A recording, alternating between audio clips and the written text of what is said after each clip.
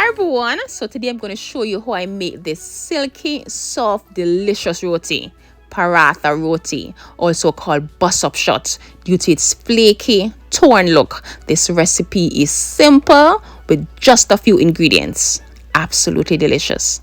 So first to a bowl, I'm going to add 4 cups of all-purpose flour, 1 teaspoon of salt, 3 teaspoons of baking powder and 3 teaspoons of sugar. Yes, and that's basically all that's needed for now. Going to mix all the ingredients together, and I'm going to need using about 2 cups of warm water, and the warm water makes a huge difference in the dough texture.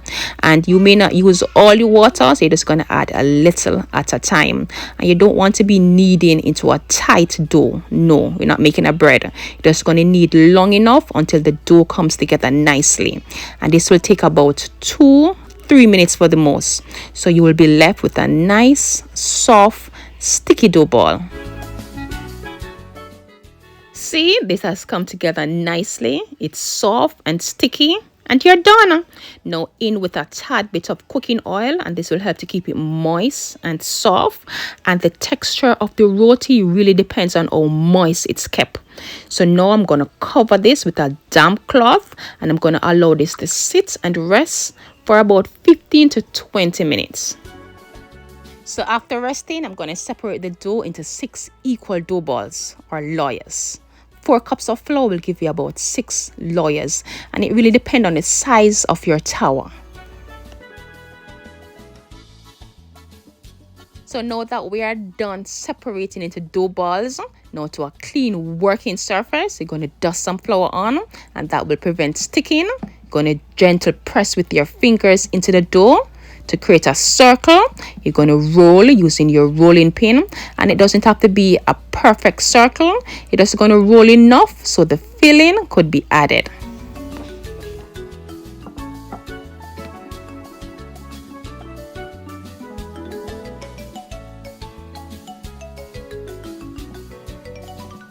So now I'm going to add the filling, and if you don't trust your own hands, you could always use a brush, and I'm using some margarine, but you could use butter or oil, ghee or coconut oil. That's going to distribute evenly and generously in order to acquire a beautiful silky roti texture. Now to the center of the dough, I'm just going to give that a cut all the way down. Then I'm going to roll all the way around, creating a cone-like shape, and this technique is what gives the roti that layer of flakes. Gonna tuck the top in, then the bottom, and you're done. Then you're just gonna continue with the others. Gonna demonstrate just another. So you're just gonna press your fingers in the dough to create a circle. You're gonna use the rolling pin. You're just gonna roll it out just in order to distribute the butter.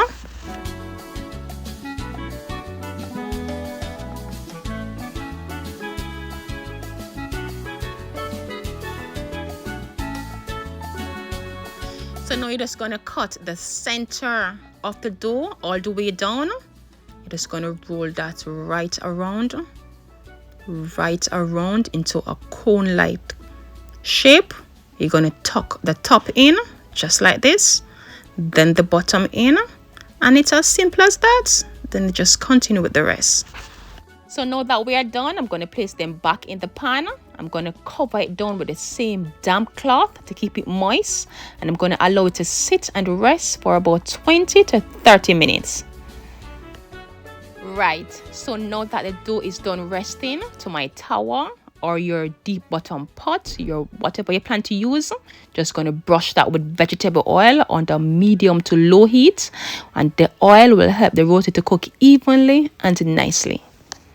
So now you will need to dust your surface again, because at this time the dough is soft, it's moist, and it's sticky. You're just going to press with your fingers to create a circle. You're going to roll using the rolling pin. You're going to shape into the size of your tower or your pot or any wide, flat, heavy bottom pan that you plan to use. You're going to flip, rotate. You're going to roll until it's thin and even, and make sure the ends are not thick. You could make this nice and round, but it doesn't have to be perfect. And when you're done, you're just going to place this over the tower.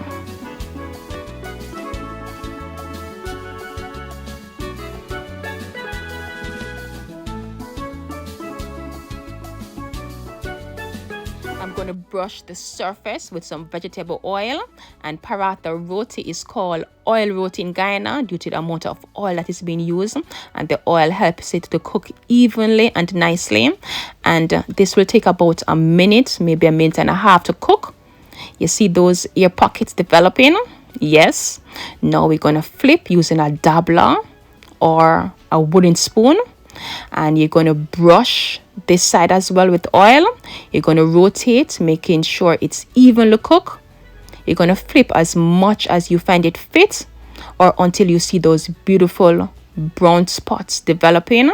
This is soft, it's silky, it's beautiful, and it's done. It's ready.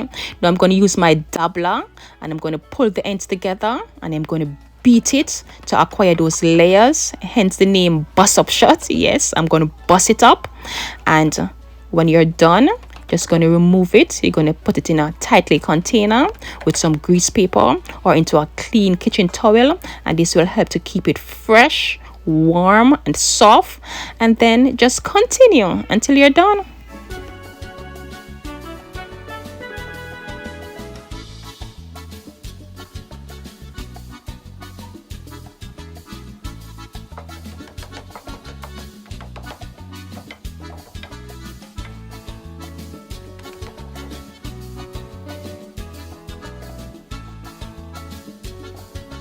And there you have it, Paratha Roti, known as bust up shot or roti skin in Trinidad, or oil roti in Guyana. It's silky, it's soft, simple ingredients, easy recipe, absolutely delicious.